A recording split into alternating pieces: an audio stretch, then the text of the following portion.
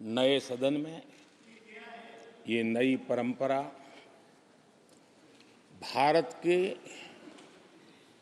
आज़ादी के उस पवित्र पल का प्रतिबिंब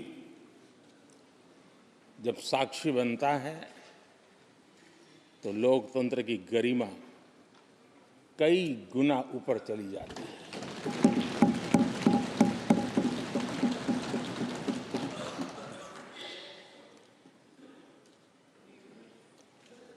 ये 75वां गणतंत्र दिवस, इसके बाद संसद का नया भवन, सेनेगल की अगुवाई, ये सारा दृश्य अपने आप में बहुत ही प्रभावी था। मैं जब वहाँ से पूरे कार्यक्रम को मैं भागीदारी कर रहा था, यहाँ से तो उतना हमें भव्यता नज़र नहीं आती है, लेकिन वहाँ से मैंने देखा कि वाकई नए सदन में इस गरिमावान उपस्थिति में राष्ट्रपति, उपराष्ट्रपति जी और आप, हम सब के मन को प्रभावित करने वाला वो दृश्य हमेशा हमेशा याद है।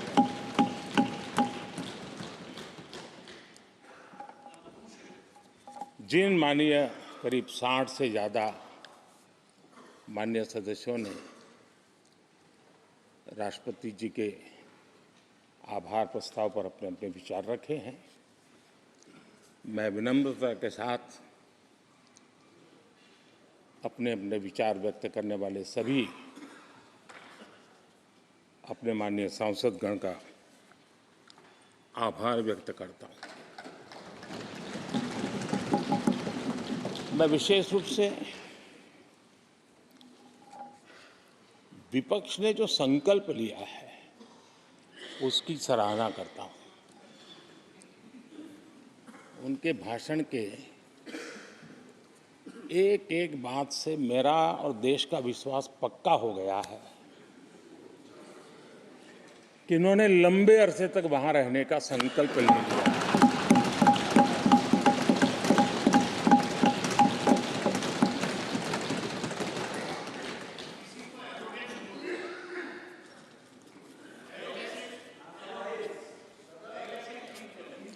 आप कई दशक तक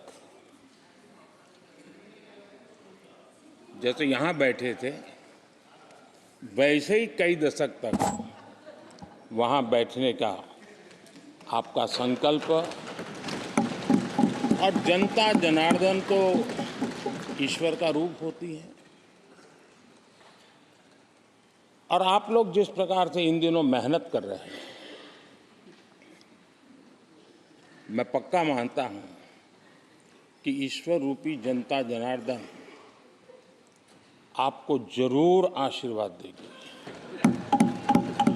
और आप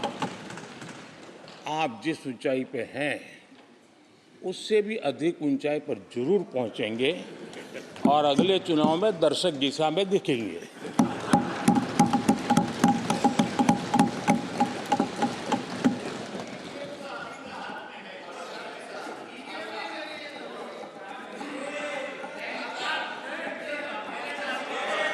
अधीर रंजन जी, इस बार आपने आपका कॉन्ट्रैक्ट उनको दे दिया है क्या? ये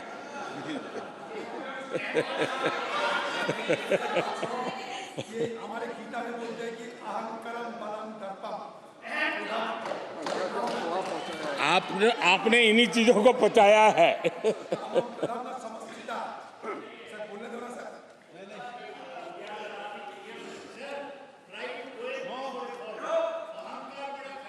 आदरणीय अध्यक्ष महोदय,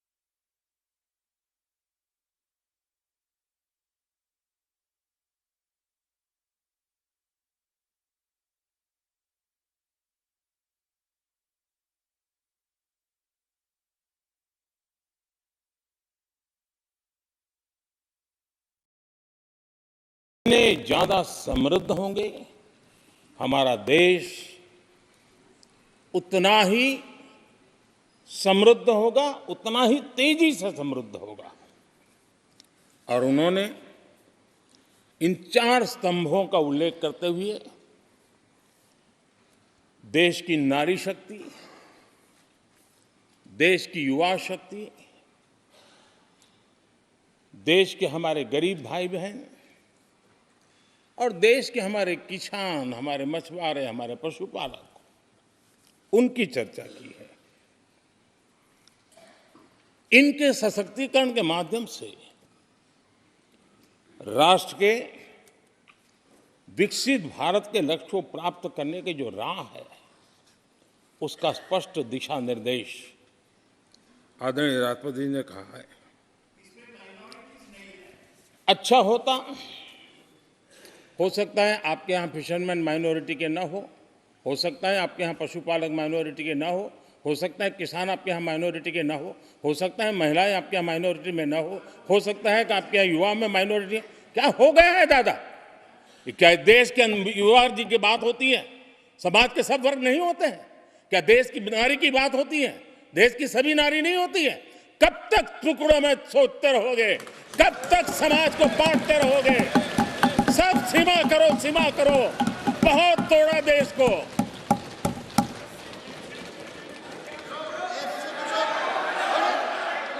आदरणीय अध्यक्ष जी, अच्छा होता कि जाते जाते तो कम से कम इस चर्चा के दरमियान कुछ सकारात्मक बातें होती, कुछ सकारात्मक सुझाव आते।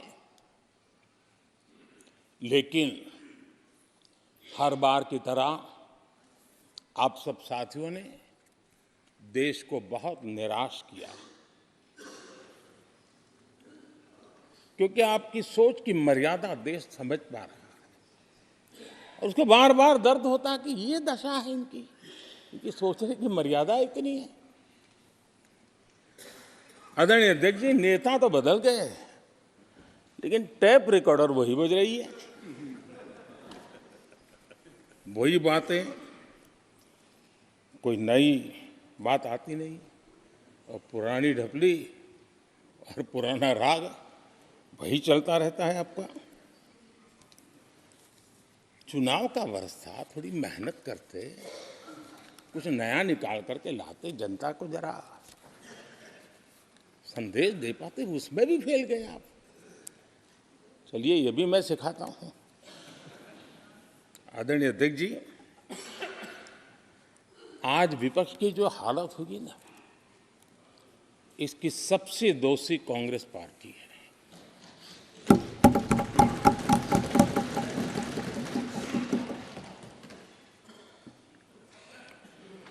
कांग्रेस को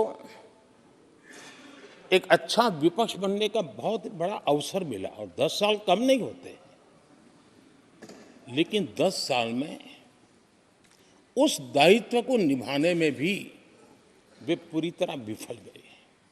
और जब खुद विफल हो गए तो विपक्ष में और भी होनहार लोग हैं, उनको भी उभरने नहीं दिया, क्योंकि फिर मामला और गड़बड़ हो जाए।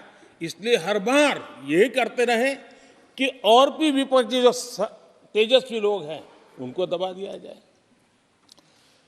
हाउस में कई यंग हमारे माननीय सांसदगण हैं, उत्साह भी, उमंग भी है, लेकिन अगर वो बोलें, उनकी छवि उभर जाए, तो शायद किसी की छवि बहुत दब जाए।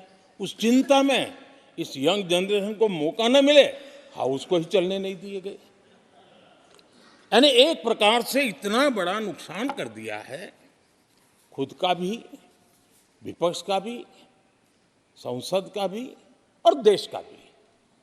और इसलिए, और मैं हमेशा चाहता हूं कि देश को एक स्वस्थ, अच्छे विपक्ष की बहुत जरूरत है।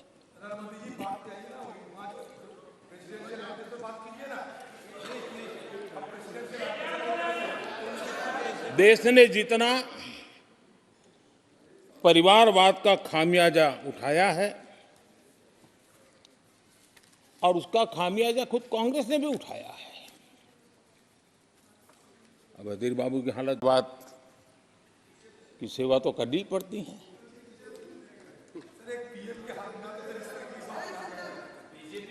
आदरणीय अध्यक्ष जी, अब हालत देखिए, हमारे खरगे जी इस सदन से उस सदन शिफ्ट हो गए और गुलाम नबी जी तो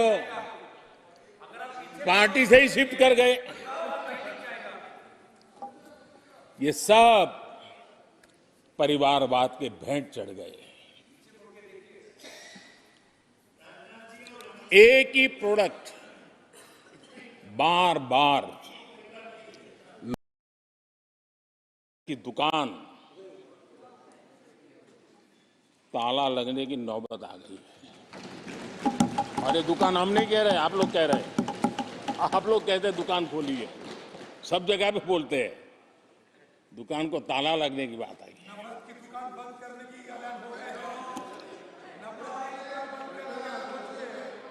यहां हमारे दादा अपनी आदत छोड़ नहीं पाते हैं, वो वहां से बैठे बैठे कमेंट कर रहे हैं परिवारवाद की। मैं जरा समझा देता हूं। आज माफ करना अध्यक्ष महोदय, मैं जरा समय ले रहा हूं। आज हम किस परिवारवाद की चर्चा करते हैं? अगर किसी परिवार में अपने बलबूते पर जन समर्थन से एक से अधिक अनेक लोग अगर राजनीतिक क्षेत्र में भी प्रगति करते हैं, उसको हमने कभी परिवारवाद नहीं कहा है। हम परिवारवाद की चर्चा वो करते हैं जो पार्टी परिवार चलाता है, जो पार्टी परिवार के लोगों को प्राथमिकता देती है, जो पार्टी के सारे निर्णय परिवार के लोग ही करते हैं, वो परिवारवाद है। न राजनाथ जी की कोई पॉलिटिकल पार्टी है, न अमित शाह की कोई पॉलिटिकल पार्टी है। और इसलिए जहां एक परिवार को पार्टियां लिखी जाती हैं, वो लोकतंत्र में उचित नहीं है। लोकतंत्र में पार्टी अनेक, एक परिवार के 10 लोग राजनीति में आए, कुछ बुरा नहीं है। हम तो चाहते हैं नौजवान लोग आए।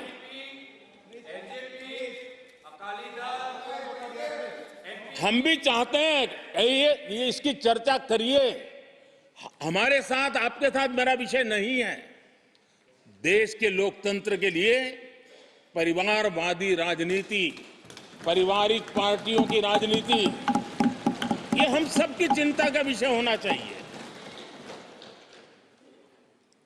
और इसलिए मैं किसी परिवार के 2 लोग अगर प्रगति करते हैं, उसको तो मैं स्वागत करूंगा।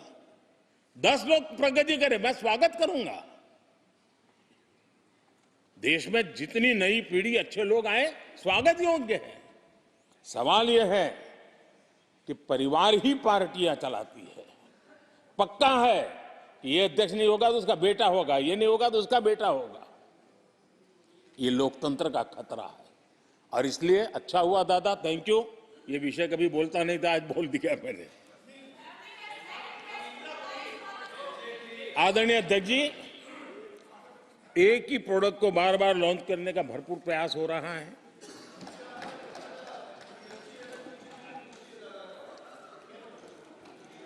आदरणीय अध्यक्ष जी, कांग्रेस एक परिवार में उलझ गई है।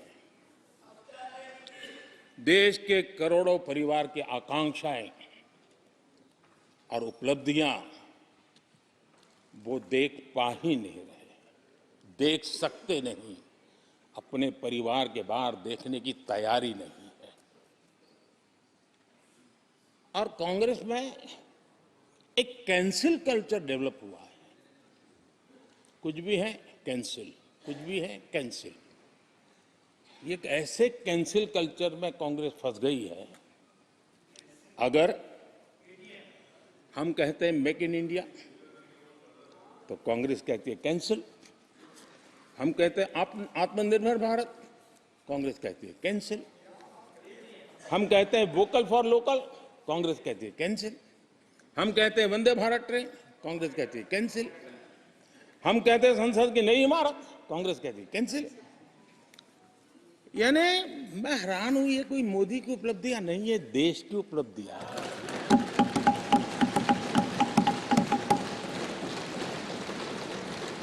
इतनी नफरत कब तक पाले रखोगे? और उसके कारण देश की सफलताएं, देश के अचीवमेंट, उसको भी कैंसिल करके आप बैठ गए हो।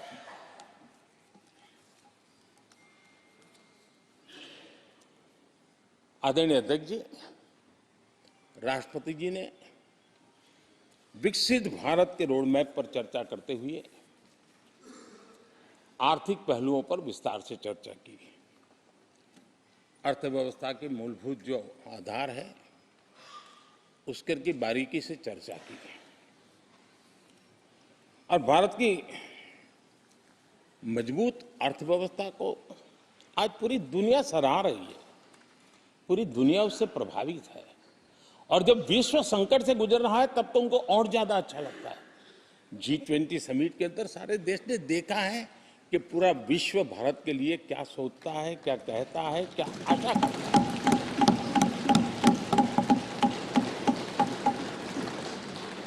और इन सारे 10 साल के कार्यकाल के अनुभव के आधार पर आज की मजबूत अर्थव्यवस्था को देखते हुए जिस तेज गति से भारत विकास कर रहा है, उसकी बारीकियों को जानते हुए मैं विश्वास से कहता हूं, और इसीलिए मैंने कहा है कि हमारे तीसरे टर्म में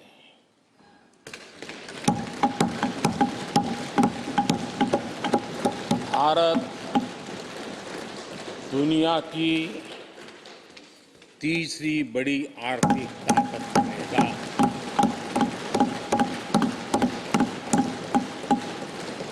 और ये मोदी की गारंटी है।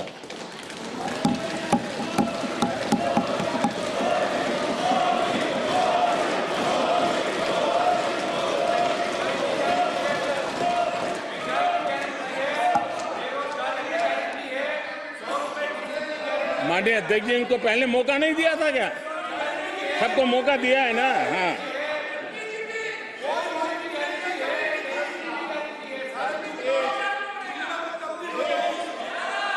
आदरणीय अध्यक्ष जी,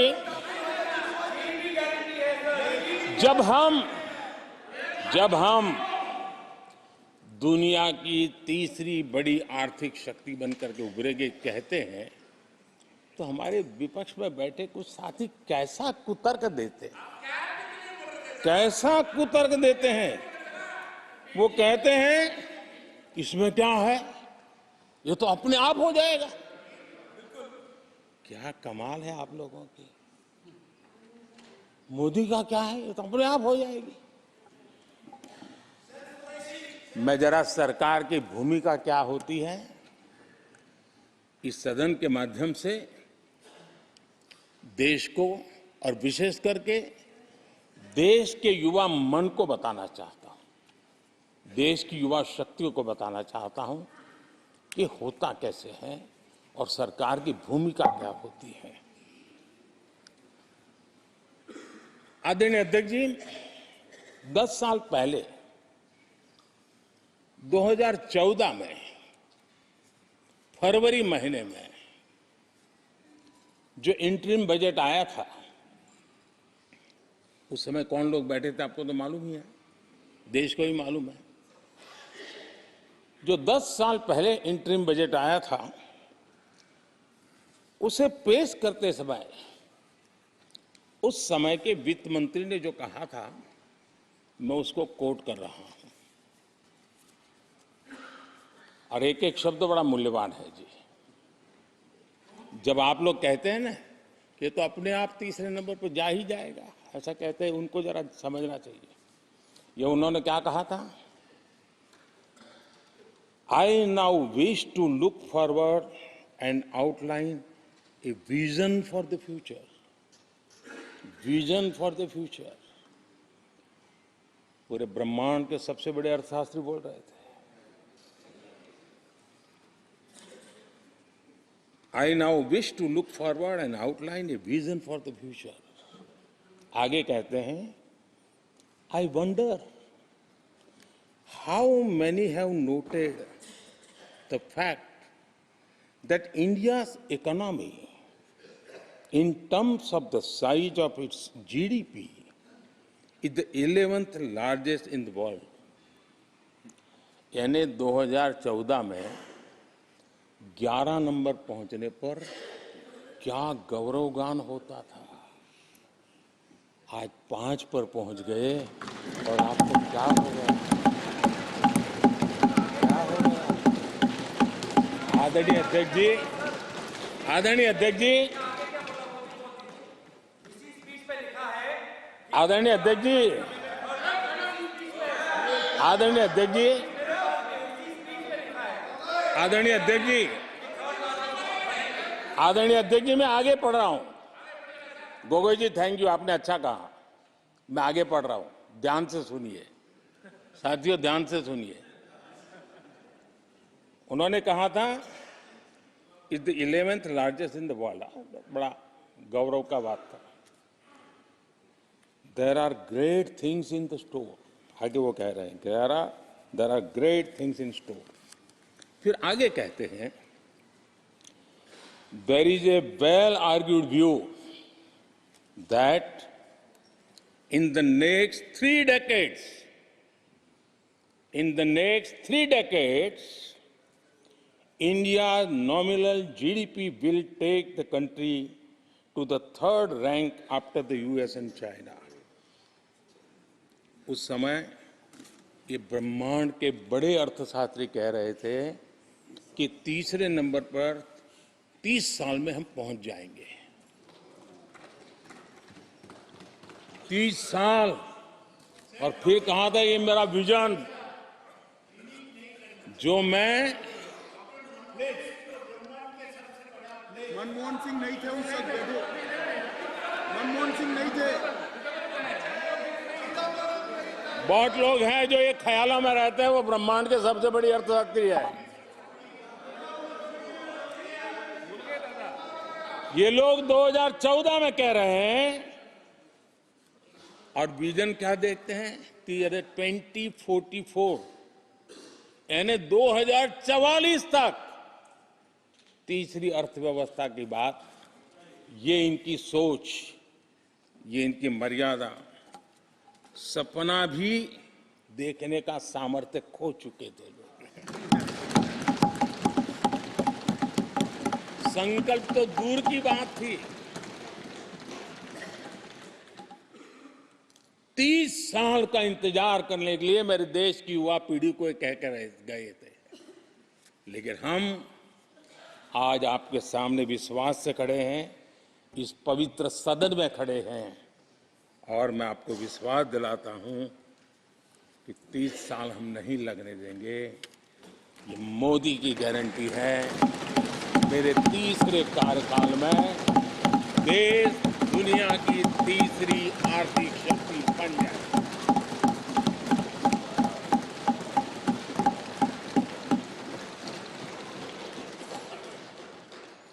कैसे लक्ष्य रखते थे, उनकी सोच कहां तक जाती थी, दया आती है।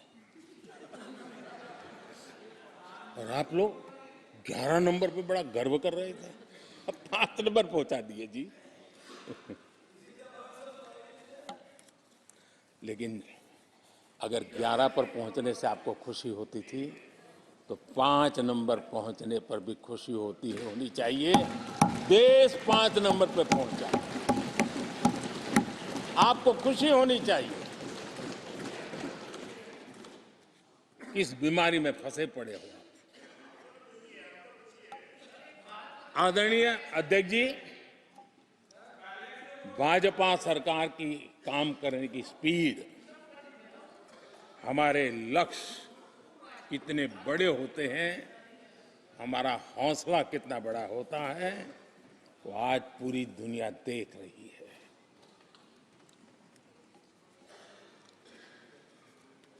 और आदरणीय अध्यक्ष जी, एक कहावत है हमारे उत्तर प्रदेश में, खास ये कहावत कही जाती है, 9 दिन चले 2.5 कोस।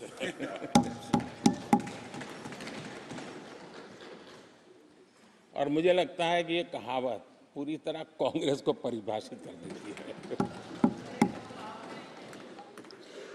ये कांग्रेस की सुस्त रफ्तार, कांग्रेस की सुस्त रफ्तार का कोई मुकाबला नहीं। आज देश में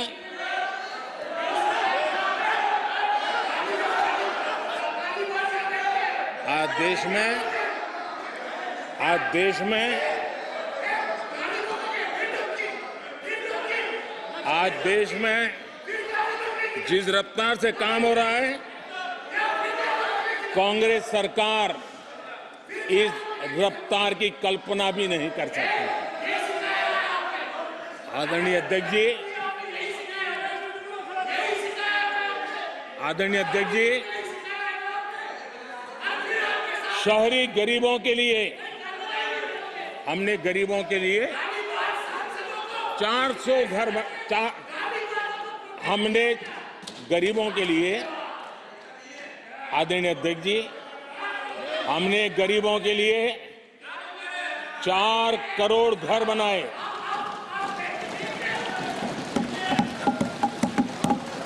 और शहरी गरीबों के लिए 80 लाख पक्के मकान शहरी गरीबों के लिए बने। कांग्रेस, अगर कांग्रेस की रफ्तार से घर बने होते तो क्या हुआ होता, मैं इसका हिसाब लगाता हूं। अगर कांग्रेस की जो रफ्तार थी उस प्रकार से चला होता तो 100 साल लगते, इतना काम करने में 100 साल लगते, 5 पीढ़ियां गुजर जाती। आदरणीय अध्यक्ष जी, 10 वर्ष में 40,000 किलोमीटर रेलवे ट्रैक का इलेक्ट्रिफिकेशन हुआ। अगर कांग्रेस की रफ्तार से देश चलता, इस काम को करने में 80 साल लग जाते। एक प्रकार से 4 पीढ़ियां गुजर जाती। आदरणीय अध्यक्ष जी, हमने 17 करोड़ अधिक गैस कनेक्शन दिए। ये मैं 10 साल का हिसाब दे रहा हूं। अगर कांग्रेस की चाल से चलते तो ये कनेक्शन देने में और 60 साल लग जाते। 3 पीढ़ियां धुएं में खाना पकाते पकाते गुजर जाती। आदरणीय अध्यक्ष जी, हमारी सरकार ने सैनिटेशन कवरेज 40% से 100% तक पहुंची है। अगर कांग्रेस की रफ्तार होती तो ये काम होते होते 60-70 साल और लगते और कम से कम 3 पीढ़ियां गुजर जाती, लेकिन गारंटी नहीं होता कि नहीं होता। आदरणीय अध्यक्ष जी, कांग्रेस की जो मानसिकता है, जिसका देश को बहुत नुकसान हुआ है, कांग्रेस ने देश के सामर्थ्य पर कभी भी विश्वास नहीं किया। वे अपने आप को शासक मानते रहे और जनता जनार्दन को हमेशा कमतर आंकते गए, छोटा आंकते गए। आदरणीय अध्यक्ष जी, देश के नागरिकों के लिए कैसा सोचते थे, मैं जानता हूं, मैं नाम बोलते ही उनको जरा चुभन होगी, लेकिन 15 अगस्त लाल किले से प्रधानमंत्री नेहरू ने जो कहा था वो मैं जरा पढ़ता हूं। लाल किले से भारत के प्रथम प्रधानमंत्री ने जो कहा था वो पढ़ रहा हूं, नेहरू जी ने। उन्होंने कहा था, हिंदुस्तान में काफी मेहनत करने की आदत आम तौर से नहीं है।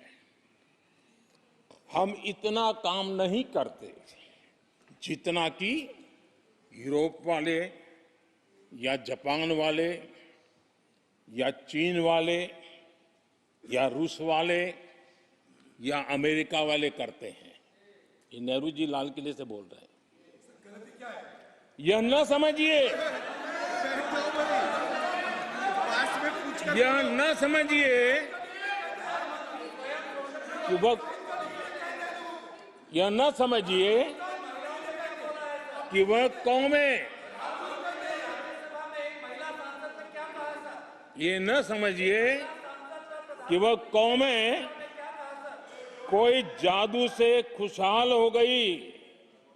वो मेहनत से हुई है और अक्ल से हुई है। ये उनको सर्टिफिकेट दे रहे हैं, भारत के लोगों को नीचा दिखा रहे हैं। यानी नेहरू जी की भारतीयों के प्रति सोच थी कि भारतीय आलसी है। नेहरू जी की भारतीयों के लिए सोच थी कि भारतीय कम अक्ल के लोग होते हैं। और आदरणीय अध्यक्ष जी, इंदिरा जी की सोच भी उससे ज्यादा अलग नहीं थी। इंदिरा जी ने जो लाल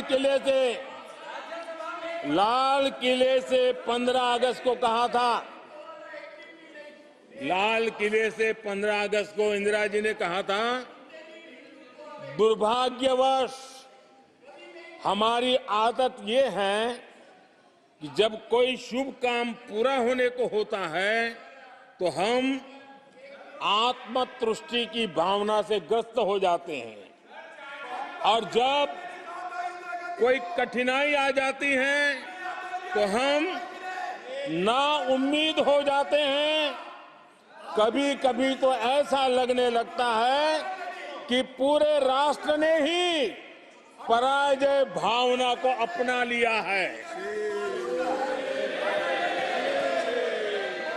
आज कांग्रेस के लोगों को देख करके लगता है कि इंदिरा जी भले देश के लोगों का आकलन सही न कर पाए, लेकिन कांग्रेस का एकदम सटीक आकलन उन्होंने किया।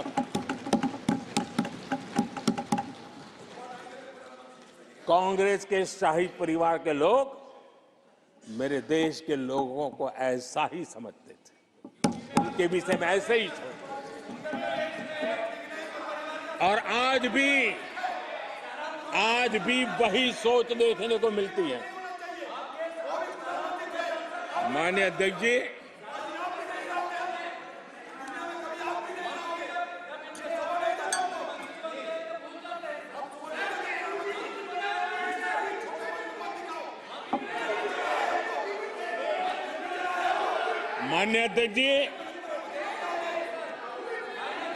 कांग्रेस का विश्वास हमेशा सिर्फ एक परिवार पर रहा है। एक परिवार के आगे वो न कुछ सोच सकते हैं, न कुछ देख सकते हैं। कुछ दिन पहले भानुमति का कुनबा जोड़ा,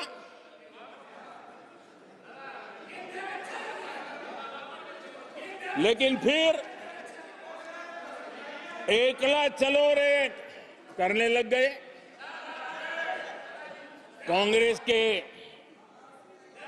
लोगों ने नया मोटर मैकेनिक का काम सीखा है,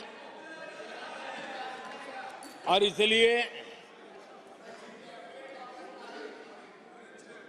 अलाइनमेंट क्या होता है उसका ज्ञान तो हो गया होगा, लेकिन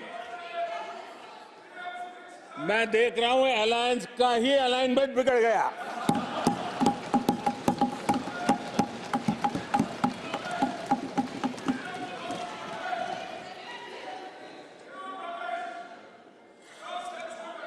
इनको अपने इस कुनबे में अगर एक दूसरे पर विश्वास नहीं है तो ये लोग देश पर विश्वास कैसे करेंगे? आदरणीय अध्यक्ष जी, हमें देश के सामर्थ्य पर भरोसा है, हमें लोगों की शक्ति पर भरोसा है। आदरणीय अध्यक्ष जी, देश की जनता ने हमें जब पहली बार सेवा करने का अवसर दिया तो हमने पहले कार्यकाल में यूपीए के समय के जो गड्ढे थे वो गड्ढे भरने में हमारा काफी समय और शक्ति लगी। हम पहले कार्यकाल में वो गड्ढे भरते रहे। हमने दूसरे कार्यकाल में नए भारत की नींव रखी और तीसरे कार्यकाल में हम विकसित भारत को निर्माण को नई गति देंगे। आदरणीय अध्यक्ष जी, पहले कार्यकाल में हमने स्वच्छ भारत, उज्ज्वला, आयुष्मान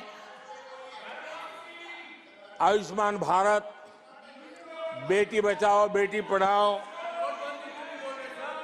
उसी प्रकार से सुगम्य भारत, डिजिटल इंडिया, ऐसे कितने ही जनहित के कामों को अभियान का स्वरूप देकर के आगे बढ़ाए। टैक्स व्यवस्था आसान हो, इसके लिए जीएसटी जैसे निर्णय लिए और हमारे इन कामों को देख करके जनता ने भरपूर समर्थन दिया। जनता ने बहुत आशीर्वाद दिए, पहले से भी ज्यादा आशीर्वाद दिए और हमारा दूसरा कार्यकाल प्रारंभ हुआ। दूसरा कार्यकाल संकल्पों और वचनों की पूर्ति का कार्यकाल रहा।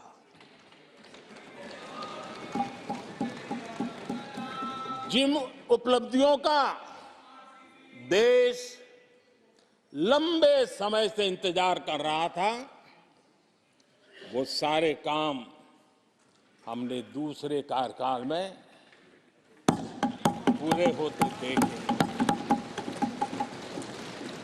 हम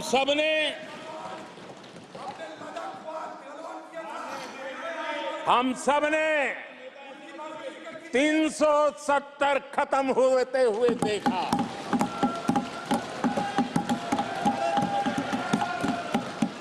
इन्हीं माननीय सांसदों के आंखों के सामने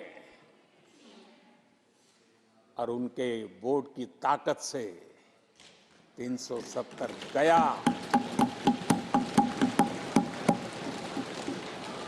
नारी शक्ति वंदन अधिनियम ये दूसरे कार्यकाल में कानून बना। आदरणीय अध्यक्ष जी, अंतरिक्ष से लेकर के ओलंपिक तक सशस्त्र बलों से संसद तक नारी शक्ति के सामर्थ्य की गूंज उठे।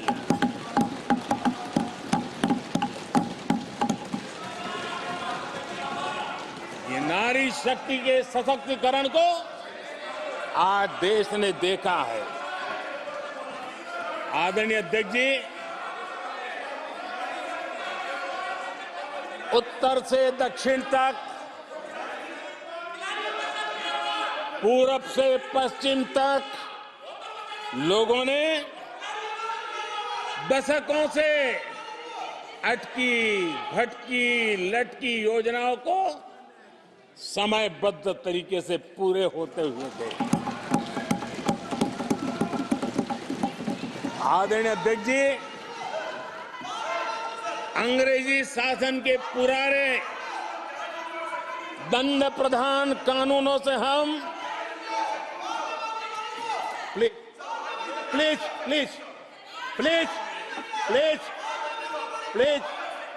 माननीय सदस्यगण, सदन के नेता बोल रहे हैं, आपको प्लीज आप समझाइए, सदन के नेता बोल रहे हैं, आपको मैंने सबको पर्याप्त समय पर्याप्त अवसर दिया था।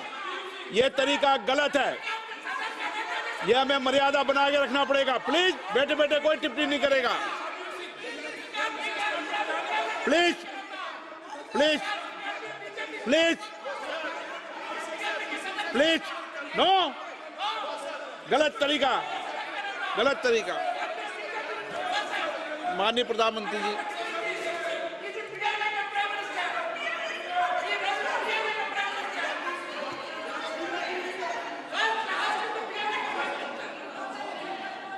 ये तरीका है क्या आपका?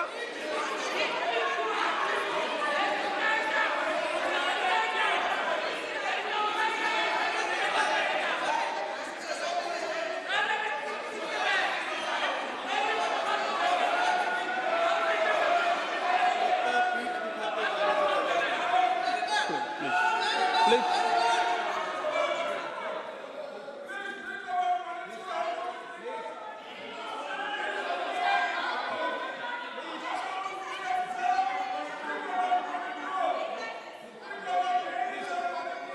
आदरणीय अध्यक्ष जी,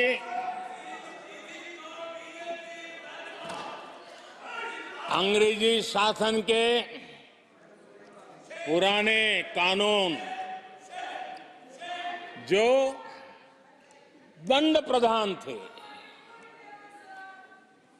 उन दंड प्रधानों से के कानूनों से हट करके हमने न्याय संहिता तक प्रगति की।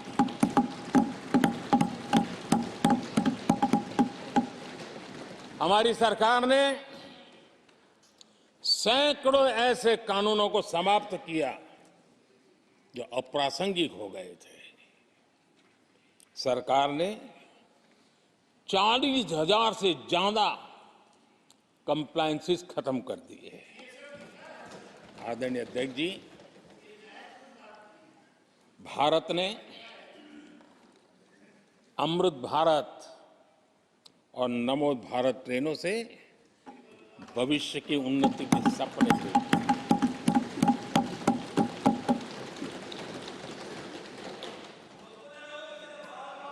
आदरणीय अध्यक्ष जी, देश के गांव-गांव ने, देश के कोटि-कोटि जनों ने विकसित भारत की संकल्प यात्रा देखी है और सैचुरेशन के पीछे कितनी मेहनत की जाती है, उसके हक की चीज उसको मिले, उसके दरवाजे दस्तक देकर के देने का प्रयास देश पहली बार देख रहा है।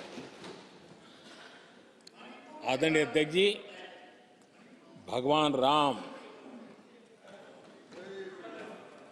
आदरणीय अध्यक्ष जी, भगवान राम न सिर्फ अपने घर लौटे, बल्कि एक ऐसे मंदिर का निर्माण हुआ जो भारत की महान सांस्कृतिक परंपरा को नई ऊर्जा देता रहेगा। और आदरणीय अध्यक्ष जी, अब हमारी सरकार का तीसरा कार्यकाल भी बहुत दूर नहीं है। ज्यादा से ज्यादा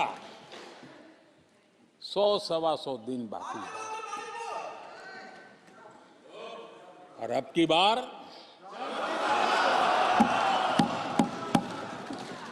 पूरा देश कह रहा है, अब की बार खड़गे जी भी कह रहे हैं। लेकिन अध्यक्ष जी, मैं आमतौर पर ये आंकड़े के चक्कर में नहीं पड़ता, लेकिन मैं देख रहा हूं देश का मिजाज एनडीए को तो 400 पार कर पाई के रहेगा, लेकिन भारतीय जनता पार्टी को 370 सीट अवश्य देगा।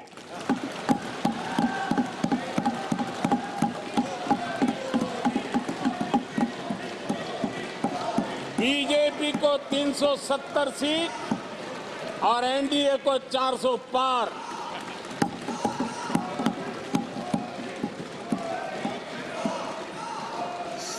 आदरणीय सभा की कार्रवाई इस विषय की समाप्ति तक बढ़ा दी जाए। आदरणीय अध्यक्ष जी, हमारा तीसरा कार्यकाल बहुत बड़े फैसलों का होगा।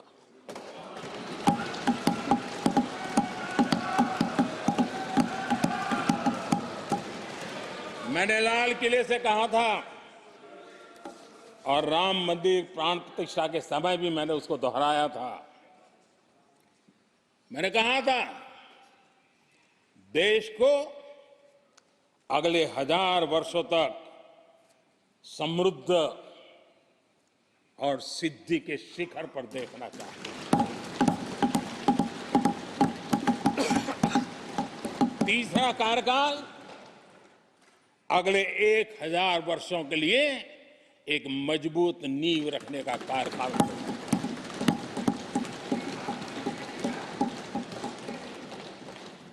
आदरणीय अध्यक्ष जी, मैं भारतवासियों के लिए, उनके भविष्य के लिए बहुत ही विश्वास से भरा हुआ हूं। मेरा देश के 140 करोड़ नागरिकों के सामर्थ्य पर अपार भरोसा है। मेरा बहुत विश्वास है।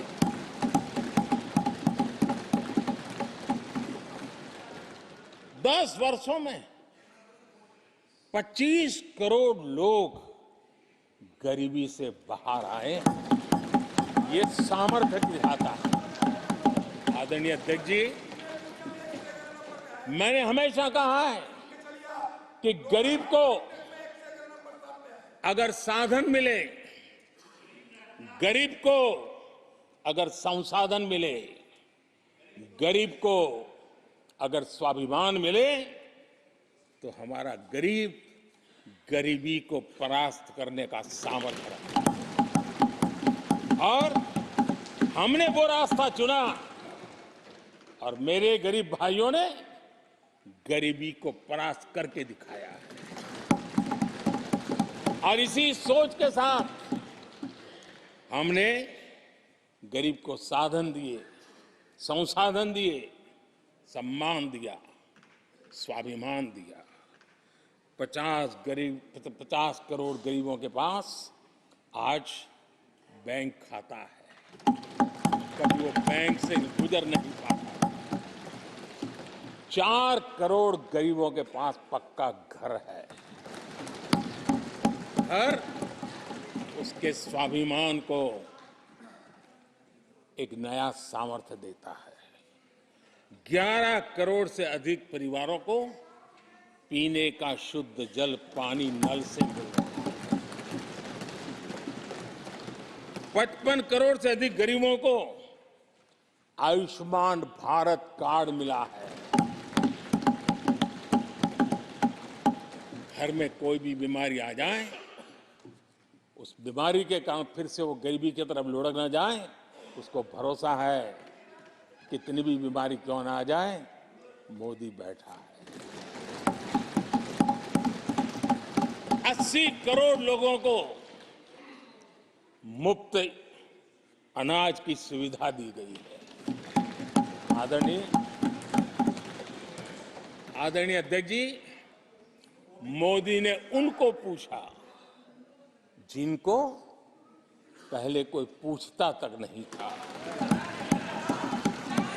देश में पहली बार रेहड़ी पटरी वाले साथियों के बारे में सोचा गया।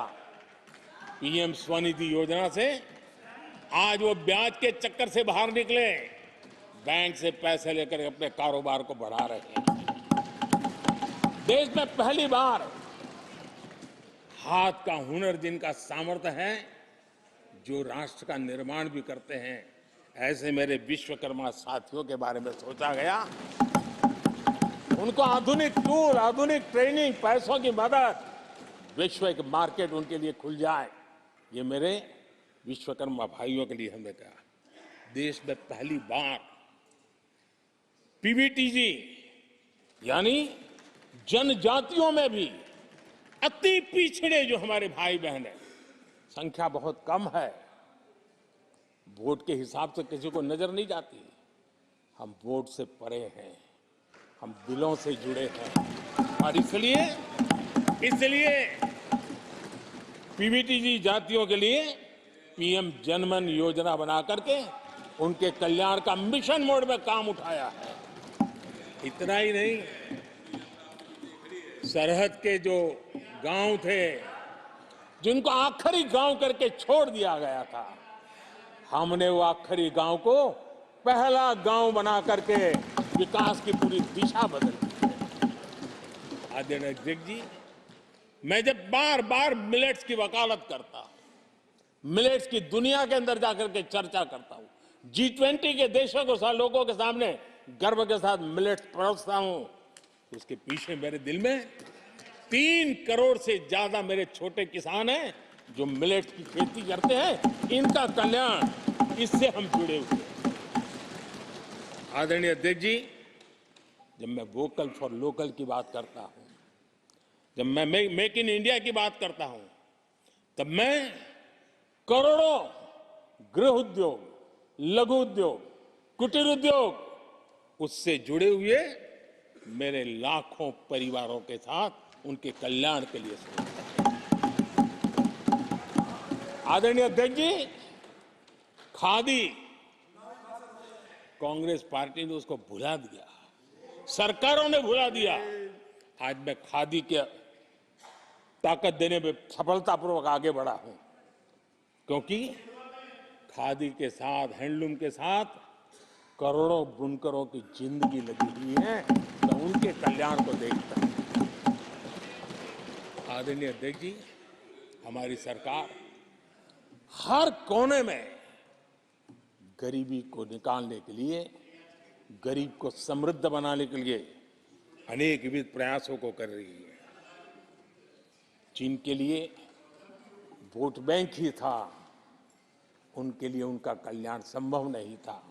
हमारे लिए उनका कल्याण राष्ट्र का कल्याण है और इसलिए हम उसी रास्ते पर चल पड़े। आदरणीय अध्यक्ष जी, कांग्रेस पार्टी ने, यूपीए सरकार ने ओबीसी समुदाय के साथ भी कोई न्याय नहीं किया, अन्याय किया। इन लोगों ने ओबीसी नेताओं का अपमान करने में कोई कोर कसर नहीं छोड़ी है। कुछ दिन पहले जब कर्पूरी ठाकुर जी को भारत रत्न दिया, हमने वो सम्मान किया।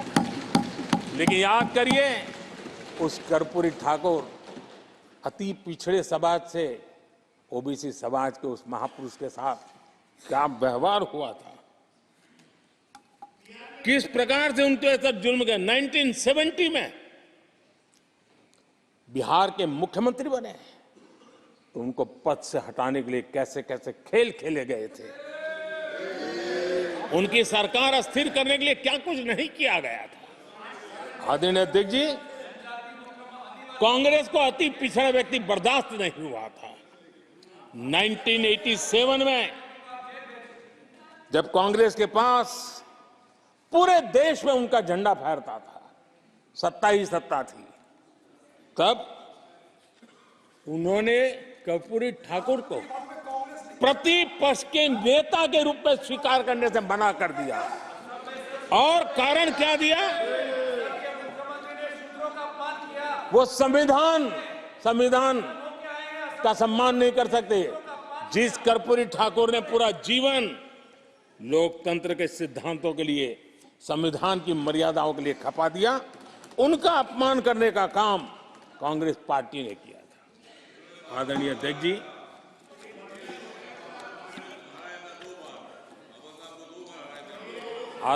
जी, कांग्रेस के हमारे साथियों को आजकल इस पर बहुत चिंता जताते हैं कि सरकार में ओबीसी कितने लोग हैं, कितने पद पर कहां है, उसके हिसाब किताब करते रहते हैं। लेकिन मैं हैरान हूं, उनको इतना सबसे बड़ा ओबीसी नजर नहीं आता है। यहां आंखें बंद करके बैठ जाते हैं।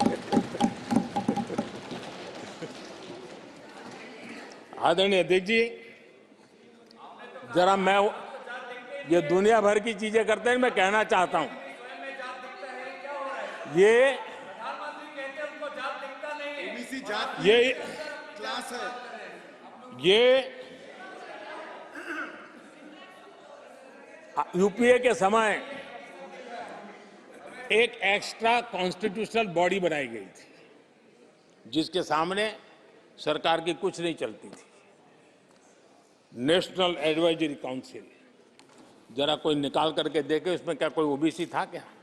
जरा निकाल के देखिए, इतनी बड़ी बड़ी पावरफुल बॉडी बनाई थी और वो तो अपॉइंट कर रहे थे।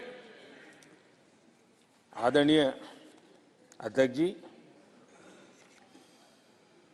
पिछले 10 वर्षों में नारी शक्ति के सशक्तिकरण को लेकर के अनेक विध कदम उठाए गए। नारी के नेतृत्व में समाज के सशक्तिकरण पर काम किया गया है। आदरणीय अध्यक्ष जी, अब देश की बेटी, हिंदुस्तान में कोई ऐसा सेक्टर नहीं है जहां देश की बेटियों के लिए दरवाजे बंद हो।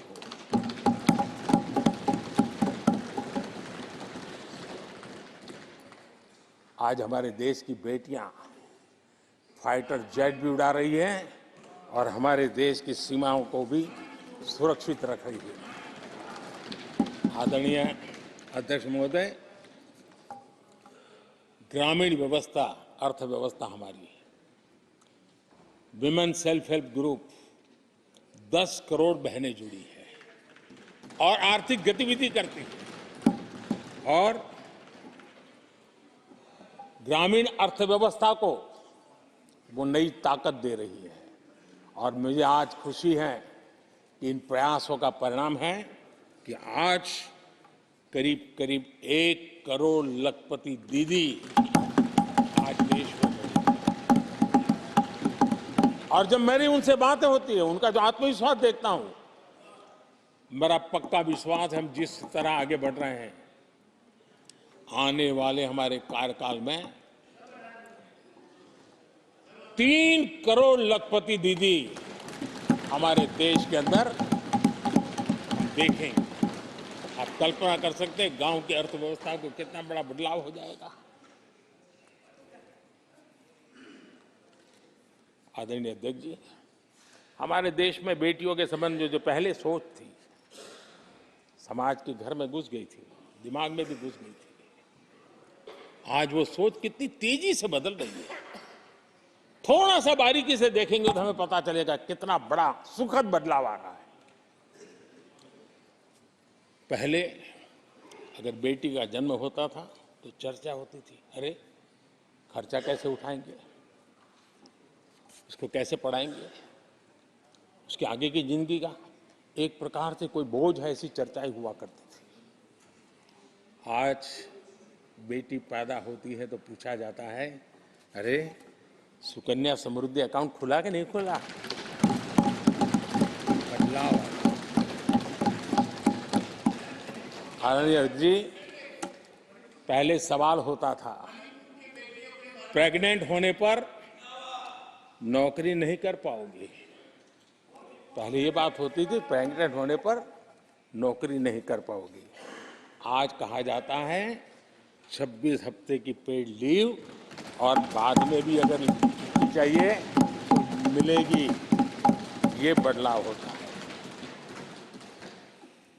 पहले समाज में सवाल होते थे कि महिला होकर नौकरी क्यों करना चाहती हो, क्या पति की सैलरी कम पड़ रही, ऐसे सवाल होते थे।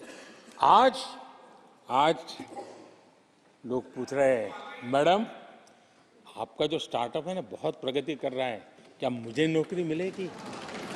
ये बदलाव।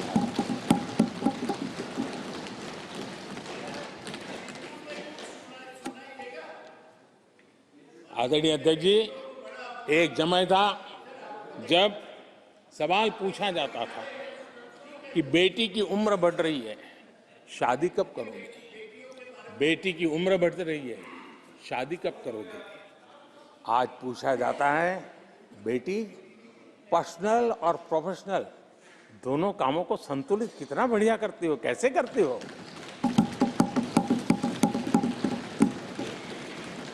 आदरणीय अध्यक्ष जी, एक समय था घर में कहा जाता था कि घर के मालिक घर पे है कि नहीं है, ऐसा पूछा जाता था। घर के मुखिया को बुलाइए, ऐसा कहते थे। आज किसी के घर जाते हैं तो घर महिला के नाम पर, बिजली का बिल उसके नाम पर आता है, पानी गैस सब उसके नाम पर। तो परिवार के मुखिया की जगह आज मेरी माताएं बहन ये बदलाव अमृतकाल में विकसित भारत का हमारा जो संकल्प है ना, इसकी एक बहुत बड़ी शक्ति के रूप में उभरने वाला है और मैं उस शक्ति के दर्शन कर पा रहा हूं। आदरणीय अध्यक्ष महोदय,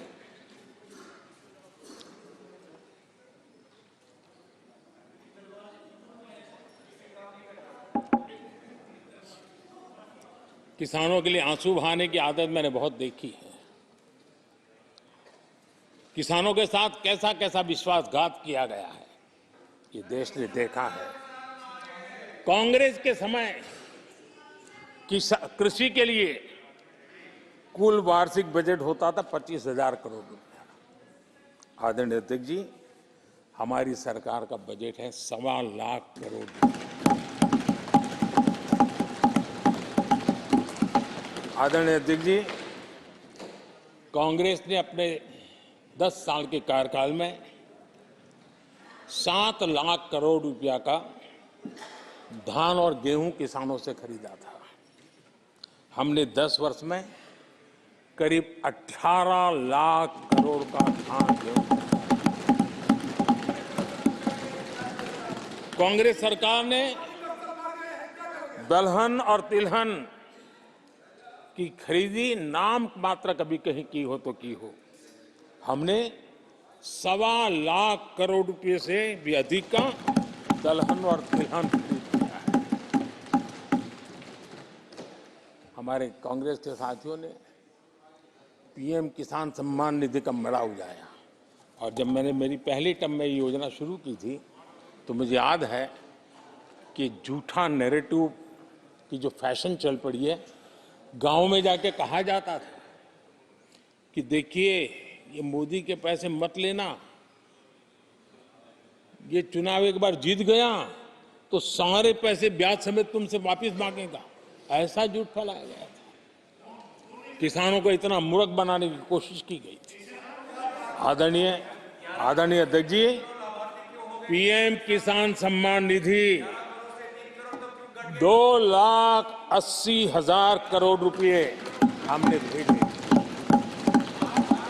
पीएम फसल बीमा योजना 30,000 रुपया का प्रीमियम और उसके सामने 1.5 लाख करोड़ रुपया मेरे किसान भाई बहनों को दिया। कांग्रेस ने अपने शासनकाल में कभी भी मछुआरे पशुपालक की तो नामो निशान नहीं था उनके काम में। पहली बार इस देश में मछुआरों के लिए अलग मंत्रालय बना, पशुपालन के लिए अलग मंत्रालय। पहली बार पशुपालक को, मछुआरों को किसान क्रेडिट कार्ड दिया गया ताकि कम ब्याज से उसको बैंक से पैसा मिल सके, वो अपना कारोबार बढ़ा सके। किसान और मछुआरों की चिंता सिर्फ जानवरों की नहीं होती है, जिंदगी का एक महत्वपूर्ण हिस्सा है। आर्थिक चक्र को चलाने में इन पशुओं की भी बहुत बड़ी भूमिका होती है। हमने फुट एंड माउथ डिसीज उससे हमारे पशुओं को बचाने के लिए 50 करोड़ से ज्यादा टीके लगाए हैं, पहले कभी सोचा नहीं। आदरणीय अध्यक्ष महोदय, आज भारत में युवाओं के लिए जितने नए अवसर बने हैं ये पहले कभी नहीं बने। आज पूरी वोकेबलरी बदल गई है। शब्द पूरे जो पहले कभी सुनने को नहीं मिलते थे वो बोलचाल के सहज दुनिया में शब्द आ चुके हैं। आज चारों तरफ स्टार्टअप्स की गूंज है, यूनिकॉर्न्स चर्चा में है। आज डिजिटल क्रिएटर्स एक बहुत बड़ा वर्ग हमारे सामने है। आज गीग इकोनॉमी की चर्चा हो रही है। ये युवाओं की जुबान पर ये नए भारत की नई वोकेबलरी है, ये नई आर्थिक साम्राज्य की नई परिवेश है, नई पहचान है। ये सेक्टर युवाओं के लिए रोजगार के लाखों नए अवसर बना रहे हैं। 2014 से पहले डिजिटल इकोनॉमी की साइज ना के बराबर थी, बहुत ज्यादा उसकी चर्चा भी नहीं थी। आज भारत दुनिया की डिजिटल इकोनॉमी है, अग्रणी है। लाखों युवा इससे जुड़े हैं और आने वाले समय में ये डिजिटल इंडिया मूवमेंट जो है वो देश के नौजवानों के लिए अनेक अनेक अवसर, अनेक अनेक रोजगार, अनेक अनेक प्रोफेशंस के लिए अवसर लेकर के आने वाला है। आदरणीय अध्यक्ष जी, आज Bharat made in India phone दुनिया में पहुंच रहे हैं। दुनिया में हम नंबर 2 बन गए हैं।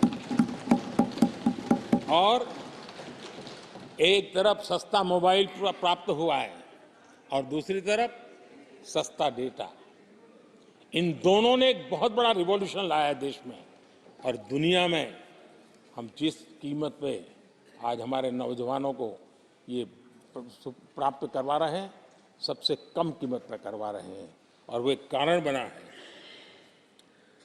आज मेड इन इंडिया अभियान रिकॉर्ड मैन्युफैक्चरिंग, रिकॉर्ड एक्सपोर्ट या देश देख रहा है। आदरणीय जी, ये सारे काम हमारे नौजवानों के लिए सबसे ज्यादा रोजगार लाने वाले काम हैं, सबसे ज्यादा रोजगार के अवसर पैदा करेंगे। आदरणीय अध्यक्ष महोदय, 10 वर्ष में टूरिज्म सेक्टर में अभूतपूर्व उछाल आया है। हमारे देश में ये ग्रोथ और टूरिज्म सेक्टर ऐसा है जिसमें कम से कम पूंजी निवेश में अधिक से अधिक लोगों को रोजगार देने वाला अवसर है और सामान्य से सामान्य व्यक्ति को भी ये रोजगार देने वाला अवसर है। स्वरोजगार की सबसे ज्यादा संभावनाएं वाला टूरिज्म क्षेत्र है। 10 वर्ष में एयरपोर्ट 2 गुने बने। भारत सिर्फ एयरपोर्ट बने ऐसा नहीं है, भारत दुनिया का तीसरा बड़ा डोमेस्टिक एविएशन सेक्टर बना, दुनिया के तीसरे बड़ा। हम सबको खुशी होनी चाहिए। भारत की जो एयरलाइंस कंपनियां हैं उन्होंने 1000 नए एयरक्राफ्ट के ऑर्डर दिए। देश में 1000 नए एयरक्राफ्ट। और जब इतने सारे हवाई जहाज ऑपरेट होंगे, सारे एयरपोर्ट कितने धमधमते होंगे, कितने पायलट्स की जरूरत पड़ेगी, कितने हमें क्रू मेंबर चाहिए, कितने इंजीनियर चाहिए, कितने ग्राउंड सर्विस के लिए लोग चाहिए। यानी रोजगारी के नए नए क्षेत्र खुलते जा रहे हैं।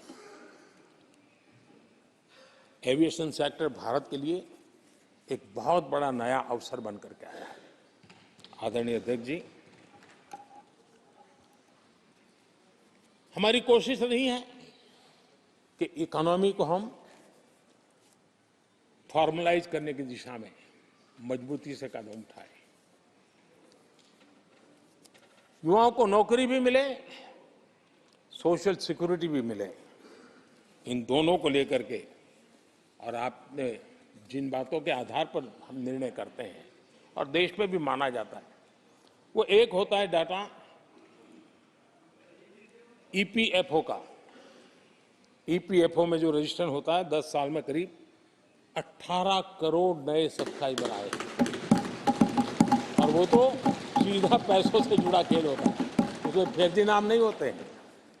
मुद्रा लोन पाने वालों में 8 करोड़ लोग ऐसे हैं जिन्होंने जीवन में पहली बार कारोबार अपना शुरू किया है, बिजनेस। और जब मुद्रा लोन लेता है तो खुद तो रोजगारी पाता है, 1 या 2 और लोगों को भी रोजगारी देता है, क्योंकि उसका काम ऐसा होता है। हमने लाखों स्ट्रीट वेंडर्स को सपोर्ट किया है। 10 करोड़ महिलाएं एसएचजी से जुड़ी, जैसा मैंने कहा, 1 लाख और लखपति दीदी 1 करोड़, ये अपने आप में बहुत। और मैंने जैसे कहा, हम 3 करोड़ के टारगेट को। आदरणीय अध्यक्ष जी, कुछ आंकड़े हैं जो अर्थशास्त्री समझते हैं, नहीं सामान्य मानवी भी समझता है। 2014 से पहले के 10 वर्षों में इंफ्रास्ट्रक्चर के निर्माण में करीब करीब 12 लाख करोड़ का बजट था। 10 साल में 12 लाख करोड़। बीते 10 वर्षों में इंफ्रास्ट्रक्चर निर्माण के अंदर बजट 44 लाख करोड़, 44 लाख करोड़। रोजगार कैसे बढ़ते हैं इससे समझ आता है। आदरणीय अध्यक्ष जी, इस राशि से जितनी बड़ा मात्रा में काम हुआ है, उसके कारण इतने लोगों को रोजी रोटी मिली है, इसका आप अंदाज कर सकते हैं। हम भारत को मैन्युफैक्चरिंग का, रिसर्च का, इनोवेशन का हब बने, उस दिशा में देश की युवा शक्ति को प्रोत्साहित कर रहे हैं, व्यवस्थाएं विकसित कर रहे हैं, आर्थिक मदद के योजनाएं बना रहे हैं। आदरणीय अध्यक्ष जी, एनर्जी के क्षेत्र में हम हमेशा डिपेंडेंट रहे। एनर्जी के सेक्टर में हमें आत्मनिर्भर होने की दिशा में बहुत कुछ करने की आवश्यकता है, और हमारी कोशिश है ग्रीन एनर्जी की तरफ।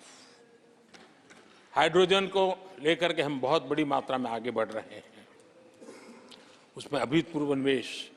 उसी प्रकार से दूसरा क्षेत्र है जिसमें भारत को लीड लेनी होगी, वो है सेमीकंडक्टर। पिछली सरकारों ने जितने प्रयास किए, लेकिन सफलता नहीं मिली। अब हम जिस स्थिति में पहुंचे हैं, मैं विश्वास से कहता हूं कि हमारे 3 दशक खराब भले हो गए, लेकिन आने वाला समय हमारा है। हम सेमीकंडक्टर के क्षेत्र में अभूतपूर्व निवेश में देख रहा हूं, और भारत दुनिया को एक बहुत बड़ा कंट्रीब्यूशन करेगा। इन सारे कारणों से आदरणीय अध्यक्ष जी, क्वालिटी जॉब की संभावनाएं बहुत बढ़ने वाली है, और जिसके कारण समाज में जैसे जैसे हमने एक अलग स्किल मिनिस्ट्री बनाई, उसके पीछे हेतु ये है कि देश के नौजवानों को हुनर मिले और ऐसे अवसर मिले, और हम इंडस्ट्री 4.0 उसके लिए मैन पावर को तैयार करते हुए आगे बढ़ने की दिशा में काम कर रहे हैं। आदरणीय अध्यक्ष जी, यहाँ महंगाई को लेकर के काफ़ी कुछ बातें की गई है। मैं जरूर चाहूँगा कि देश के सामने कुछ सच्चाइयाँ आनी चाहिए।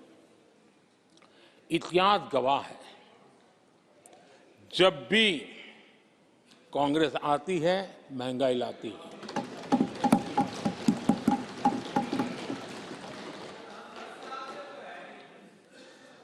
मैं कुछ वक्तव्य इस सदन में आज कहना चाहता हूं,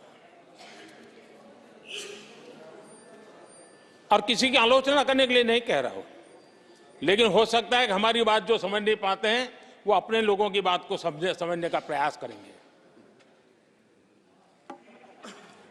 कहा गया था कभी, और किसने कहा था वो मैं बाद में कहूंगा, हर चीज की कीमत बढ़ जाने की वजह से मुसीबत फैली है, आम जनता उनमें फंसी है। ये स्टेटमेंट ऑफ फैक्ट किसका है? ये कहा था हमारे पंडित नेहरू जी ने, लाल किले से कहा था उस समय। हर चीज की कीमत बढ़ जाने की वजह से मुसीबत फैली है, आम जनता उनमें फंसी है। ये उस समय की बात है। उन्होंने माना था लाल किले से, चारों तरफ महंगाई बढ़ी है। अब इस वक्तव्य के 10 साल के बाद, नेहरू जी के इस वक्तव्य के 10 साल के बाद, एक और वक्तव्य का कोट आपके सामने रखता हूं। आप लोग, मैं कोट बता रहा हूं, आप लोग आजकल भी कुछ दिक्कतों में हैं, परेशानियों में हैं, महंगाई की वजह से। कुछ तो लाचारी है, पूरी तौर से काबू की बात नहीं हो पा रही हमारे इस समय में। हालांकि वो काबू में आएगी। 10 साल के बाद भी महंगाई के यही गीत कहे गए थे, और ये किसने कहा था? फिर से ये नेहरू जी ने कहा था, उन्हीं के कार्यकाल में। तब देश का पीएम रहते उन्होंने 12 साल हो चुके थे, लेकिन हर बार महंगाई कंट्रोल में नहीं आ रही है, महंगाई के कारण आपको मुसीबत हो रही है, इसी के गीत गाते रहे थे। आदरणीय अध्यक्ष जी, अब मैं एक और भाषण का हिस्सा पढ़ रहा हूं। जब देश आगे बढ़ता है तो कुछ हद तक कीमतें भी बढ़ती हैं। हमको ये भी देखना है कि जो भी आवश्यक वस्तु हैं उनकी कीमत को कैसे थामे। ये किसने कहा था? इंदिरा गांधी जी ने कहा था। 1974 में जब देश में सारे उन्होंने दरवाजे ताले लगा दिए थे, लोगों को जेल में बंद कर दिया था, 30% महंगाई थी, 30%।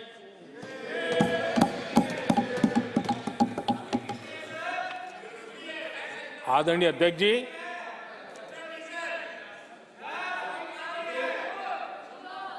अपने भाषण में यहां तक कहा गया था, क्या कहा था? आप चौंक जाएंगे। उन्होंने कहा था, अगर जमीन न हो, यानी कुछ पैदावार के लिए जमीन न हो, तो अपने गमले और कनस्तर में सब्जी उगा लें। ये ऐसी सलाहें उच्च पद पर बैठे हुए लोग दिया करते थे। जब देश में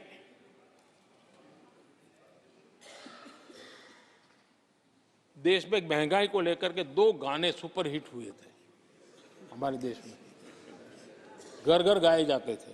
एक महंगाई मार गई और दूसरा महंगाई डायन खाए जा, डायन खाए जात है। और ये दोनों गाने कांग्रेस के शासनकाल में आए। आदरणीय अध्यक्ष जी, यूपीए के शासनकाल में महंगाई डबल डिजिट में थी, डबल डिजिट में महंगाई थी, इसको नकार नहीं सकते हैं। और यूपी का सरकार का तर्क क्या था जी? असंवेदनशीलता। ये कहा गया था कि महंगी आइसक्रीम खा सकते हो तो महंगाई का रोना क्यों रो रहे हो, ये कहा गया था। ये कहा गया था। जब भी कांग्रेस आई है, उसने महंगाई को ही मजबूत किया। आदरणीय अध्यक्ष जी, हमारी सरकार ने महंगाई को लगातार नियंत्रण में रखा है। दो युद्ध के बावजूद और 100 साल में आए सबसे बड़े संकट के बावजूद महंगाई नियंत्रण में है और हम कर पाए हैं।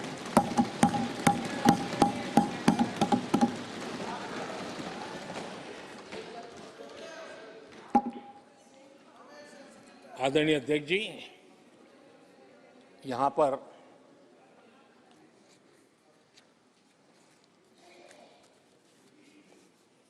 बहुत गुस्सा व्यक्त किया गया। जितना हो सका उतने कठोर शब्द में गुस्सा व्यक्त किया गया। उनका दर्द मैं समझता हूं,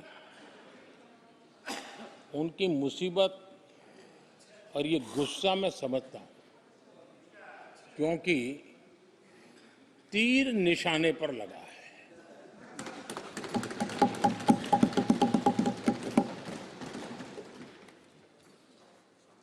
भ्रष्टाचार पर एजेंसियां एक्शन ले रही हैं,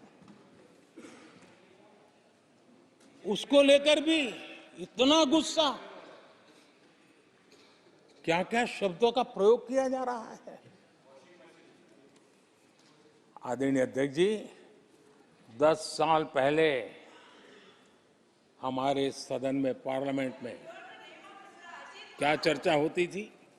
सदन का पूरा समय घोटालों की चर्चा पर जाता था, भ्रष्टाचार की चर्चा पर जाता था, लगातार एक्शन की डिमांड होती थी। सदन यही मांग करता रहता था, क्या जा रहा है, तो लोग उनका देखिए, इनके समय में एजेंसियों का सिर्फ और सिर्फ राजनीतिक उपयोग के लिए उपयोग नहीं दिया जाता था। अब आप देखिए उनके कालखंड में क्या हुआ। पीएमएलए एक्ट के तहत हमने पहले के मुकाबले 2 गुने से अधिक केस दर्ज किए। कांग्रेस के समय में ईडी ने 5,000 करोड़ रुपए की संपत्ति जब्त की। हमारे कार्यकाल में ईडी ने 1 लाख करोड़ रुपए की संपत्ति की। देश का लूटा हुआ माल देना ही पड़ेगा। और जिनका इतना सारा माल पकड़ा जाता हो, नोटों के ढेर पकड़े जाते हो, और अधीर बाबू तो बंगाल से आते हैं, देखे हैं नोटों के ढेर उन्होंने तो किस किस के घर में से पकड़े जाते, किस किस राज्यों में पकड़े जाते थे। ये देश ये नोटों के ढेर देख देख करके चौंक गया है। लेकिन अब जनता को आप मूर्ख नहीं बना सकते। जनता देख रही है कि किस प्रकार से यूपीए सरकार में जो भ्रष्टाचार की बातें होती थी, उसका टोटल 10-15 लाख करोड़ का रहा है। चर्चा होती थी। हमने लाखों करोड़ के घोटाले तो अटकाए, लेकिन उन सारे पैसों को गरीबों के काम लगा दिया, गरीबों के कल्याण के लिए। अब बिचौलियों के लिए गरीबों को लूटना बहुत मुश्किल हो गया है। Direct benefit transfer, Jan Dhan account, Aadhaar, mobile, उसकी ताकत हमने पहचानी है। 30 लाख करोड़ रुपए से ज्यादा रकम हमने लोगों के खाते में सीधी पहुंचाई। और अगर कांग्रेस के एक प्रधानमंत्री ने कहा था कि 1 रुपया भेजते हैं 15 पैसे पहुंचते हैं, अगर उस हिसाब से मैं देखूं तो हम जो 30 लाख भेजे हैं, अगर उनका जमाना होता तो कितना रुपया कहां चला जाता, इसका हिसाब लगाइए। 15% मुश्किल से लोगों के पास पहुंचता, बाकी सब कहां चला जाता। आदरणीय अध्यक्ष जी, हमने 10 करोड़ फर्जी नाम हटाए हैं। अभी लोग पूछते हैं पहले इतना आंकड़ा था, क्यों कम हुआ? आपने ऐसी व्यवस्था बनाई थी कि जिस बेटी का जन्म नहीं हुआ उसको आपके यहां से विधवा पेंशन जाते थे। और ऐसे सरकारी योजनाओं को मारने के जो रास्ते थे ना, 10 करोड़ फर्जी नाम बंद किए। ये जो परेशानी है ना इन चीजों की है, क्योंकि रोजमर्रा की काय उनकी बंद हो गई है। आदरणीय अध्यक्ष जी, हमने ये फर्जी नामों को हटाने से करीब करीब 3 लाख करोड़ रुपया फर्जी हाथों में जाने से बचाया, गलत हाथों में जाने से बचाया। देश के टैक्स पेयर का पाई पाई बचाना और सही काम में लगाना, इसके लिए हमने जीवन खपा रखे हैं। आदरणीय अध्यक्ष जी, सभी राजनीतिक दलों को भी सोचने की जरूरत है, और समाज में भी जो लोग बैठे हैं उनको देखने की जरूरत है। आज देश का दुर्भाग्य है, पहले तो क्लासरूम में भी कोई अगर चोरी करता था, किसी की कॉपी करता था, तो वो भी 10 दिन तक अपना मुंह किसी को दिखाता नहीं था। आज जो भ्रष्टाचार के आरोप जिन पे सिद्ध हो चुके हैं, जो जेलों में समय निकाल करके पैरोल पर आए, आज वॉशिंग मशीन से भी बड़ा कंधे पे लेकर के महिमा मंडन कर रहे हैं ऐसे चोरों का सार्वजनिक जीवन में। कहां ले जाना चाहते हो देश को तुम? जो सजा हो चुकी है, मैं ये तो समझता हूं कि आरोप जो है उनके लिए तो आप सोच सकते हैं, लेकिन जो गुनाह सिद्ध हो चुका है, जो सजा काट चुके हैं, जो सजा काट रहे हैं, ऐसे लोगों का महिमा मंडन करते हो आप? कौन सा कल्चर और देश की भावी पीढ़ी को क्या प्रेरणा देना चाहते हो आप? कौन से रास्ते और ऐसी कौन सी आपकी मजबूरी है?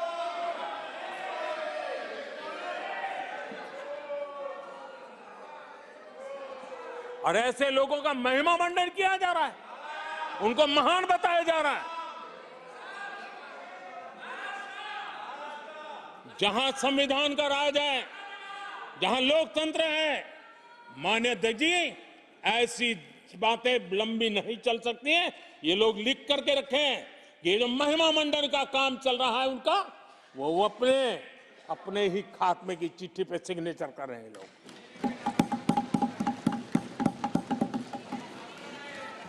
आदरणीय अध्यक्ष जी, जांच करना ये एजेंसियों का काम है। एजेंसियां स्वतंत्र होती हैं और संविधान ने उनको स्वतंत्र रखा हुआ है, और जज करने का काम न्यायाधीश का है। जज करने का काम न्यायाधीश का है और वो अपना काम कर रहे हैं। और अध्यक्ष जी, मैं इस पवित्र सदन में फिर से दोहराना चाहूंगा, जिसको जितना जुल्म मुझ पर करना है कर ले, मेरी भ्रष्टाचार के खिलाफ लड़ाई चलती रहेगी। जिसने देश को लूटा है उनको लौटाना पड़ेगा। जिन्होंने देश को लूटा है उनको लौटाना पड़ेगा। ये मैं देश को इस सदन की पवित्र जगह से वादा करता हूं। जिसको जो आरोप लगाना है लगा लें, लेकिन देश को लूटने नहीं दिया जाएगा, और जो लूटा है वो लौटाना पड़ेगा। आदरणीय अध्यक्ष जी, देश सुरक्षा और शांति का एहसास कर रहा है। पिछले 10 वर्ष की तुलना में सुरक्षा के क्षेत्र में देश आज वाकई सशक्त हुआ है। आतंकवाद, नक्सलवाद एक छोटे दायरे में अब सिमटा हुआ है।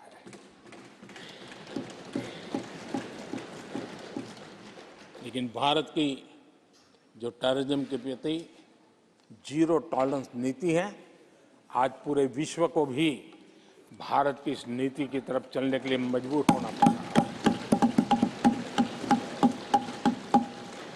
भारत की सेनाएं सीमाओं से लेकर के समंदर तक अपने सामर्थ्य को लेकर के आज भी उसकी थाक है। हमें हमारी सेना के पराक्रम पर गर्व होना चाहिए। हम कितना ही उनके मोरल तोड़ने की कोशिश करें, मुझे मेरी सेना पर भरोसा है। मैंने उनके सामर्थ्य को देखा है। कुछ राजनेता सेना के लिए हल्के फुल्के शब्द बोल दें, इससे मेरे देश की सेना डिमोरलाइज होगी। ये सपनों में कोई रहते तो निकल जाए। देश के मूड को वो खत्म नहीं कर सकते, और किसी के एजेंट बन करके इस प्रकार की भाषा अगर कहीं से भी उठती है, देश कभी स्वीकार नहीं कर सकता है। और जो खुलेआम देश में अलग देश बनाने की वकालत करते हैं,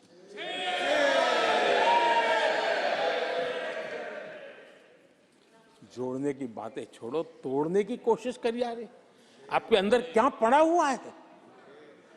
क्या इतने टुकड़े करके अभी भी आपके मन को समाधान नहीं हुआ है? देश के इतने टुकड़े कर चुके हो आप, और टुकड़े करना चाहते हो? कब तक करते रहोगे? आदरणीय अध्यक्ष जी, इसी सदन में अगर कश्मीर की बात होती थी तो हमेशा चिंता का स्वर निकलता था, छिटाकशी होती थी, आरोप प्रत्यारोप होते थे। आज जम्मू कश्मीर में अभूतपूर्व विकास की चर्चा हो रही है और गर्व के साथ हो रही है। पर्यटन लगातार बढ़ रहा है, G20 समिट होती है वहां, पूरा विश्व आज उसकी सराहना करता है। आर्टिकल 370 को लेकर के कैसा हुआ बना के रखा था, कश्मीर के लोगों ने जिस प्रकार से उसको गले लगाया है, कश्मीरी जनता ने जिस प्रकार से गले लगाया है, और आखिर के ये समस्या किसकी देन थी? किसने देश के माथे पर मारा था? किसने भारत के संविधान के अंदर इस प्रकार की दरार करके रखी हुई थी? आदरणीय अध्यक्ष जी, अगर नेहरू जी का नाम लेते हैं तो उनको बुरा लगता है, लेकिन कश्मीर को जो समस्याएं झेलनी पड़ी उसके मूल में उनकी ये सोच थी और उसी का परिणाम है देश को भुगतना पड़ा।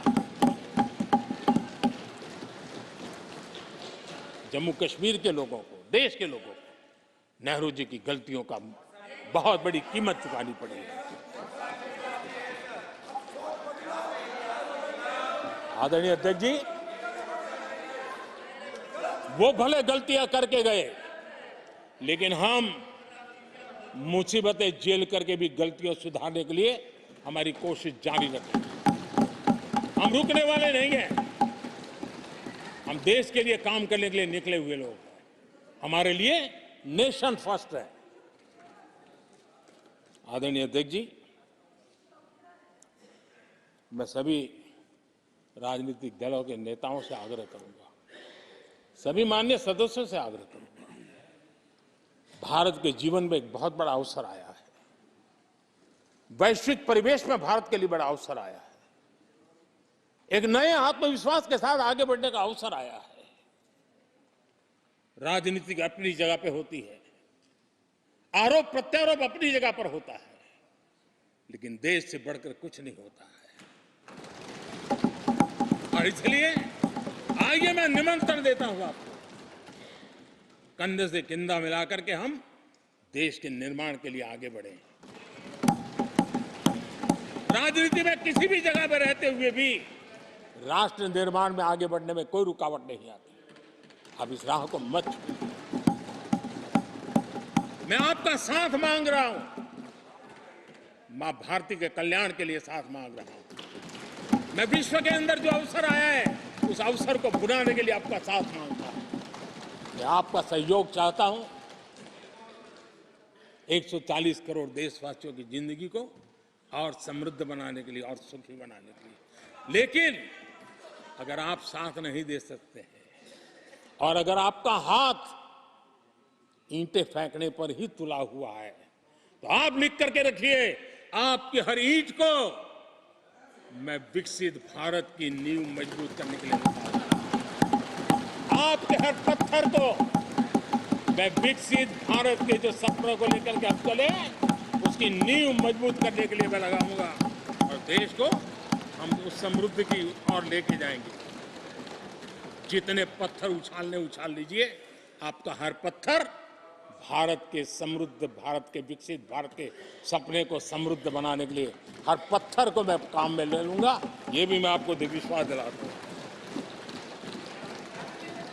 आदरणीय अध्यक्ष जी, मैं जानता हूं साथियों की तकलीफें मैं जानता हूं, लेकिन वो जो कुछ भी बोलते हैं मैं दुखी नहीं होता और दुखी होना भी नहीं चाहिए, क्योंकि मैं जानता हूं ये नामदार है, हम कामदार हैं। और हम कामदारों को तो नामदारों से सुनना ही पड़ता है जी। तो नामदार कुछ भी कहते रहें, कुछ भी कहने का उनको तो जन्मजात अधिकार मिले हुए हैं, और हम कामदारों को सुनना होता है। हम सुनते भी रहेंगे और देश को सहजते भी रहेंगे, देश को आगे बढ़ाते रहेंगे। आदरणीय अध्यक्ष जी, आपने मुझे इस पवित्र सदन में आदरणीय राष्ट्रपति जी के उद्बोधन को समर्थन करने के लिए बोलने का अवसर दिया। मैं आदरणीय राष्ट्रपति जी के उद्बोधन को समर्थन देते हुए धन्यवाद प्रस्ताव पर आभार व्यक्त करते हुए मेरी वाणी को विराम देता हूं।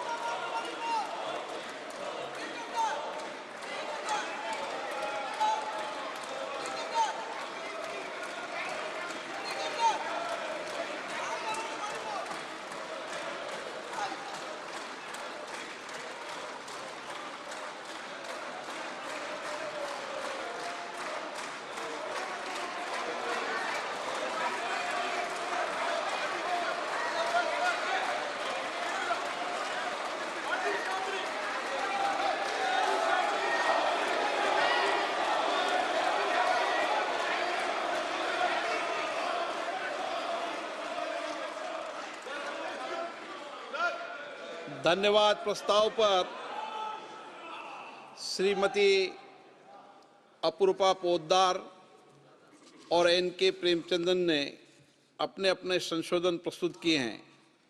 अब मैं सभी संशोधनों को एक साथ सभा के मतदान के लिए रखता हूं। प्रश्न है कि माननीय सदस्यों द्वारा प्रस्तुत सभी संशोधनों को स्वीकृत किया जाए। जो सदस्य इसके पक्ष में कहें हाँ कहें, जो विरोध में कहें ना कहें। मेरे विचार में निर्णय ना वालों के पक्ष में हुआ, ना वालों के पक्ष में हुआ, संशोधन अस्वीकृत हुए। अब मैं राष्ट्रपति जी के अभिभाषण पर धन्यवाद प्रस्ताव को सभा में मतदान के लिए रखता हूं। प्रश्न ये कि माननीय राष्ट्रपति जी की सेवा में निम्नलिखित शब्दों में एक समावेदन प्रस्तुत किया जाए कि इस सत्र में समवेत लोकसभा के सदस्य राष्ट्रपति जी के उस अभिभाषण के लिए जो उन्होंने 31 जनवरी 2024 को एक साथ समवेत संसद की दोनों सदन सभाओं के समक्ष देने की कृपा की है, उनके हम अत्यंत आभारी हैं। जो सदस्य इसके पक्ष में हैं वह हाँ कहें, जो विरोध में कहें वह ना कहें। मेरे विचार में निर्णय हाँ वालों के पक्ष में हुआ, निर्णय हाँ वालों के पक्ष में हुआ, प्रस्ताव स्वीकृत हुआ। सभा की कार्रवाई मंगलवार दिनांक 6 फरवरी 2024 को प्राप्त 11 बजे तक के लिए स्थगित की जाती है।